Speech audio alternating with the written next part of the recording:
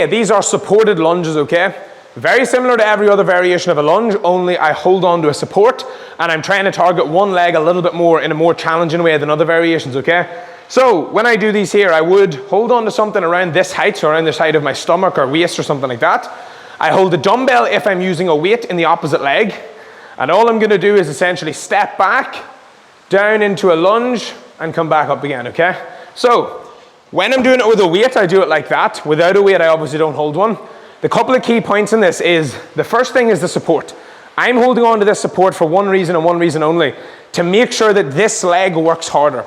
If I don't hold on to a support, okay, I'm trying to keep all my weight on my left leg, but because I have no support with my hands, some of my weight, because of balance issues, inevitably shifts onto this leg, which I don't want. If, however, I give myself a small bit of support on the opposite hand, I can keep more of my weight on my left leg. So I set up like this, shift some of my weight onto my left leg, which is where I want to target. The right leg leaves the floor. I go back into a lunge, and even though my right leg is touching the ground, there's next to no weight on it. And I drive back up using only the left leg, and I don't touch the floor with this one, okay? So I'm not pushing off the right leg, and I'm also not grabbing onto this really hard, using it for a lot of support. It's just a wee bit of balance. This left leg is doing 95% of the work throughout this whole movement, okay? And you will feel even a couple of reps in that leg if you're doing them right. So it's just like that, okay? And that's a dumbbell supported lunge.